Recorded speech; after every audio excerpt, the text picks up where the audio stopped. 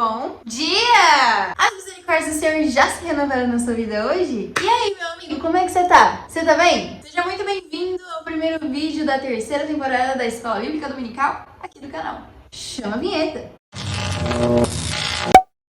Pessoal, nesse vídeo nós vamos falar um pouquinho sobre contexto histórico de Atos e Cartas. Esse vídeo é um vídeo de aula bônus do Clube de Leitura e se você ainda não está no clube, você ainda tem chance. Hoje é o último dia de inscrições abertas, hoje domingo, dia 4 de abril.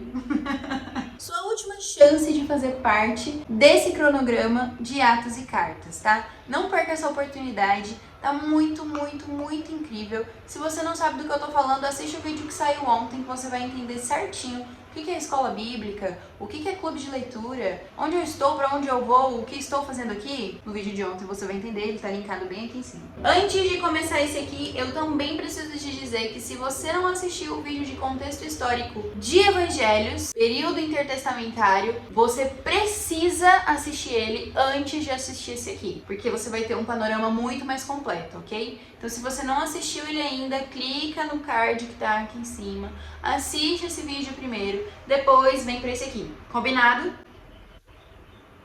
Tô esperando você responder. Então tá bom.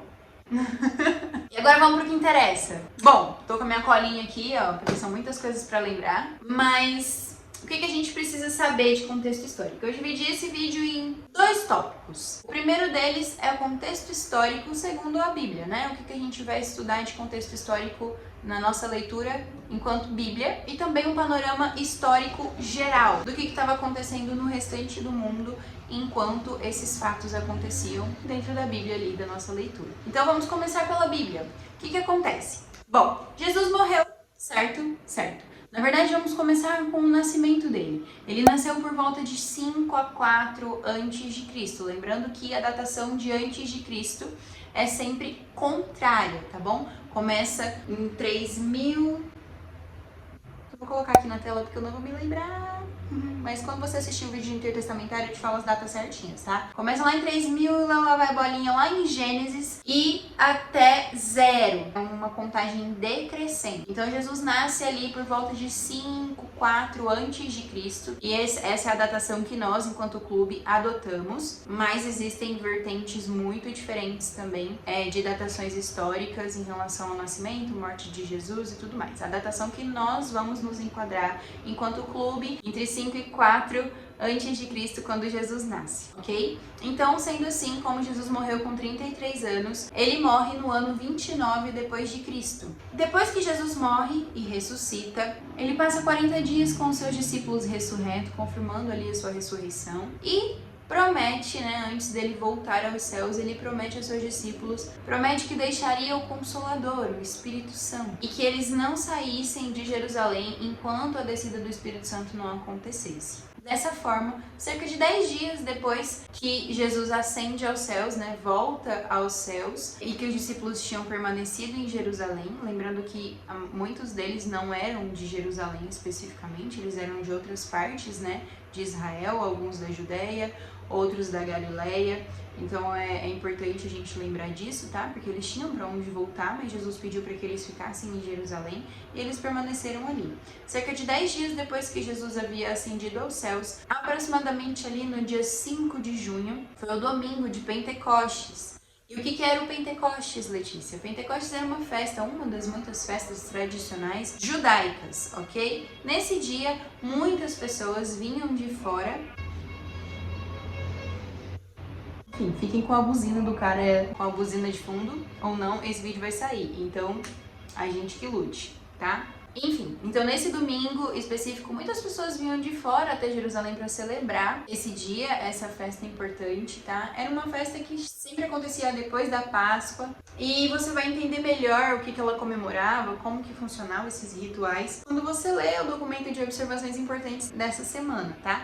Amanhã, quando a gente vai iniciar o nosso cronograma, junto com o cronograma eu vou te enviar o documento de observações importantes dessa primeira semana de leitura. E nesse documento tem uma parte falando especificamente sobre o Pentecostes e que você vai entender de fato o que era essa festa. Neste dia específico, estavam os discípulos reunidos, Como nós sabemos, o Espírito Santo desceu sobre eles como um vento impetuoso e eles receberam ali o Espírito Santo, tá? E como forma de comprovação e até em conjunto ali com a descida do Espírito Santo, o dom de línguas também foi derramado. E vai ter um vídeo bônus também na semana que vem, tá? Sábado que vem, muito provavelmente, vai ter um vídeo bônus só falando sobre isso, sobre o dom de línguas, diferença de dom de línguas e batismo no Espírito Santo. A gente vai ver um pouquinho sobre isso. E também tem um pouco sobre isso no documento de observações importantes, tá? O que você precisa saber enquanto contexto histórico desse fato? Nesse dia, a maioria dos historiadores considera que foi o início da igreja, né? O início da igreja de Jesus foi nesse dia, tá? Então teve ali como primícia, inclusive, os primeiros convertidos ao cristianismo com a primeira pregação que Pedro faz, né? E naquele dia, inclusive, muitas pessoas estrangeiras estavam ali e tiveram acesso às maravilhas e às grandezas de Deus pela forma como os discípulos estavam expressando em outras línguas, né? Na língua nativa de cada povo que estava ali. Não era pouco povo, não, tá? Quando você lê, você vai ver que eram muitos povos de origens muito diferentes, com línguas muito diferentes, e cada um escutou ali sobre as grandezas e maravilhas de Deus em sua própria língua, tá? Então, realmente um milagre ali, um dom realmente que Deus derramou sobre os discípulos e os apóstolos ali reunidos para revelar um pouco mais do seu amor e do seu poder naquele dia. Outra coisa também importante que a gente vai ver no início aí da nossa leitura é a questão da morte de Judas, né? Nós sabemos que Judas se matou, né, assim que entregou Jesus e sentiu remorso por isso. Nós sabemos, né, que Judas Iscariotes fez isso, ele era um dos discípulos e entregou Jesus, né, traiu Jesus e não se perdoou por isso, antes preferiu se auto-exterminar e foi isso que ele fez. Porém, era necessário que o seu lugar dentro dos discípulos fosse preenchido e foi entendido pelos discípulos ali, por Pedro, que foi instituído inclusive por Jesus para encabeçar a igreja, né, o início da igreja e a disseminação do evangelho. Foi entendido por ele, pelos demais apóstolos, que era necessário encontrar um outro discípulo que pudesse preencher o lugar de Judas, já que ele não estava mais entre eles. Nesse sentido, eles lançaram sortes e Matias foi escolhido no lugar de Judas, tá? Também tem uma observação mais específica sobre isso dentro do documento. E depois de Matias, inclusive, mais pra frente na leitura, a gente vai ver que Paulo também passa a ser um dos apóstolos e a gente também vai ver dentro do documento de observações importantes qual é a diferença, né, de discípulo e apóstolo, por que uns eram chamados de apóstolos e outros não. Inclusive, dá para você ter uma interpretação e entender que hoje em dia, apóstolo mesmo, não existe mais, tá? Porque na realidade, os apóstolos, segundo o próprio apóstolo Pedro, em Atos no capítulo 1 mesmo, ele já diz que para que você fosse apóstolo, você precisaria ter contemplado Jesus ressurreto. E os únicos que conseguiram essa proeza maravilhosa foram os primeiros discípulos, e Matias, inclusive, né, tanto Matias quanto José, que eram os dois candidatos aí à vaga de Judas, estavam com Jesus desde o início, estavam com os apóstolos desde o início. Eles só não haviam sido escolhidos por Jesus como os 12, mas eles estavam com Jesus desde o início e também presenciaram Jesus ressurreto. Paulo, que se converte depois, né, e passa a ser um apóstolo, ele também tem a oportunidade de ver Jesus ressurreto, porque o próprio Jesus o chama para apóstolo, né? Então, Paulo também vê Jesus ressurreto, o último apóstolo, né? O último verdadeiramente apóstolo que viu Jesus ressurreto. Depois disso, inclusive, né? A gente vai ver aí que acontecem as viagens missionárias, que a igreja começa a crescer, e muitos povos naquela época começam a aparecer na Bíblia, né? Que antes não apareciam, povos estrangeiros recebendo algo de Deus, né? Antes eram apenas os judeus e a gente entende porque, principalmente se você assistir o vídeo de período intertestamentário, você vai entender isso, mas é tudo por uma questão de genealogia mesmo, né? Então, os judeus, eles eram o povo escolhido, são o povo escolhido justamente porque Jesus vem deles, mas depois que Jesus morre e ressuscita, e traz essa novidade, essa boa nova. A promessa feita a Abraão é cumprida de fato e todos os povos agora são também descendência abençoada. A promessa que Deus fez lá em Gênesis a Abraão. Tá? Então hoje nós que não somos judeus temos acesso a esse amor e essa graça maravilhosa que é o Evangelho, graças a isso, tá? Graças inclusive, principalmente pela pregação do apóstolo Paulo, que a ele foi confiado a pregação aos gentios. Uma última coisa, só para diferenciar, nós sabemos que nesse cronograma nós vamos ler Atos dos Apóstolos, e esse livro especificamente foi escrito por Lucas. Também vai ter uma especificação sobre isso no documento de observações importantes. Lucas foi um dos discípulos da igreja primitiva, né? Ele era grego, se converteu ao cristianismo, foi um dos primeiros discípulos de Pedro. Depois também passou a caminhar com Paulo, fez várias viagens missionárias com Paulo, retratava todas essas viagens, escrevia mesmo, né, para deixar registrado.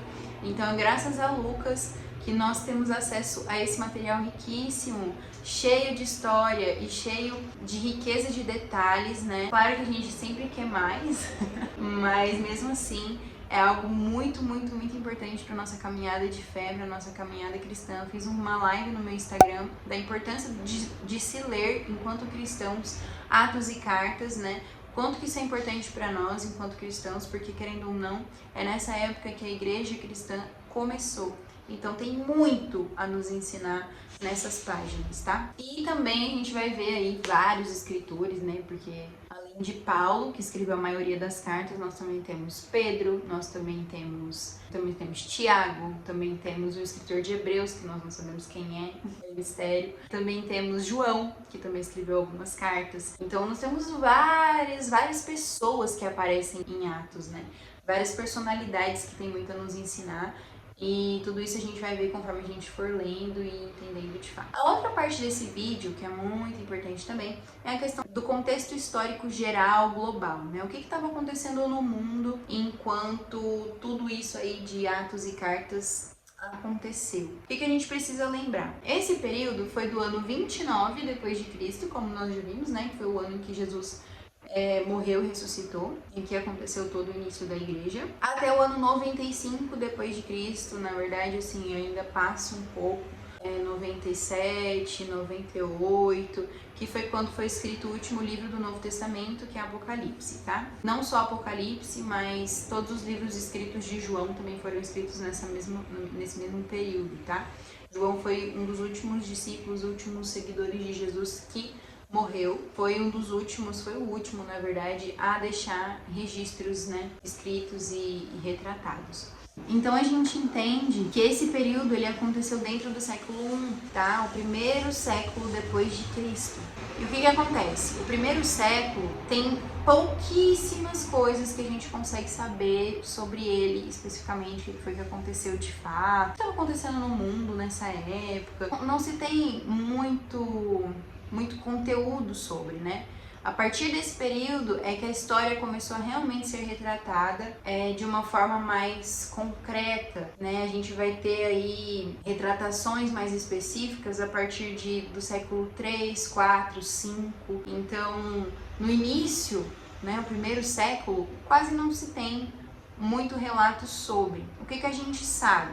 A gente sabe que o Império Romano dominava ali a maior parte daquela região, desde da Europa, norte da África, até o Oriente Próximo, né? A parte do continente asiático próximo. Então, toda essa região era dominada pelos romanos e, basicamente, o que se tem de história desse período é o que aconteceu dentro do Império Romano, né? Porque é isso que foi retratado. Então, quem foram os imperadores da época, é isso que a gente sabe. Então, começando ali por Tibério, que foi o imperador quando Jesus morre, né? Ele era o imperador. Ele morre em 37 depois de Cristo e foi o segundo imperador depois de Augusto, né? O imperador Augusto, César Augusto, primeiro César, primeiro imperador romano.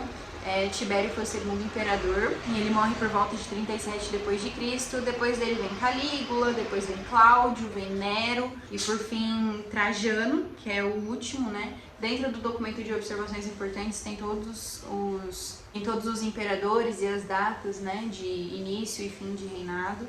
Mas a maioria deles deixava de reinar quando morriam, tá? Uma coisa importante que aconteceu no século I, que a gente precisa lembrar, mas que Paulo e Pedro, por exemplo, já haviam morrido, eles sofrem martírio em 67, 68 mais ou menos depois de Cristo.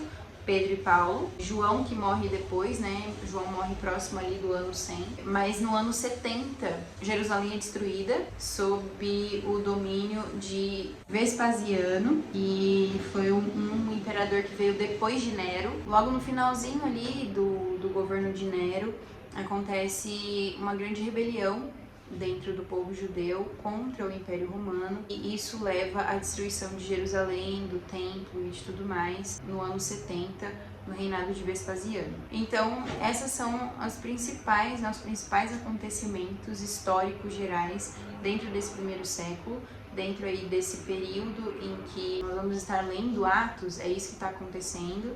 Muitas crises, mas também é importante lembrar que esse primeiro século do Império Romano foi o século de ouro, né? O ápice aí da conquista romana, o ápice de seu reinado e de seu império. É importante lembrar também que o Império Romano ele se estende por muitos e muitos anos depois, né? Claro, cada vez mais em decadência.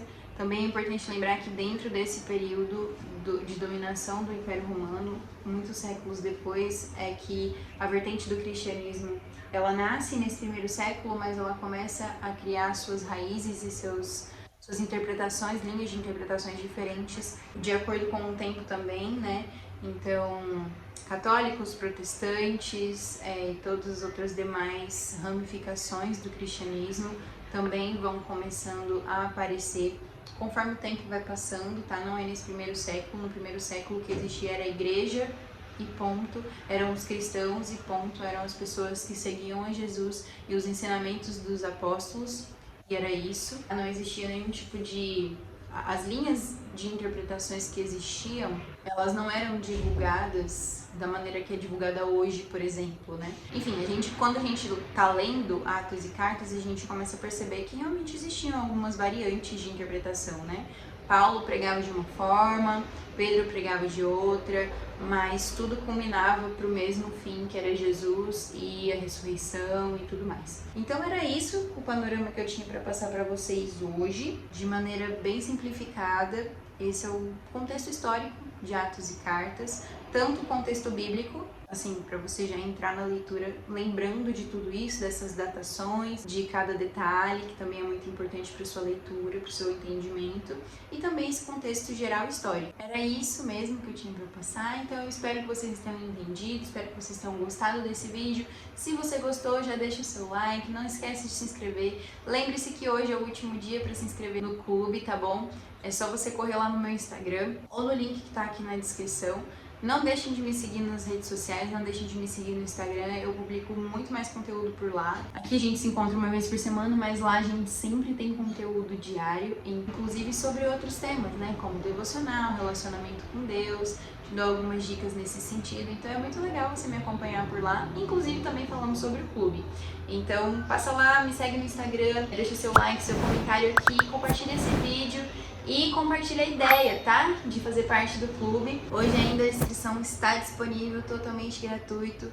E vai ser uma honra ter você conosco nessa jornada, para você entender ainda mais sobre todo esse caminhar aí da igreja primitiva, tá bom?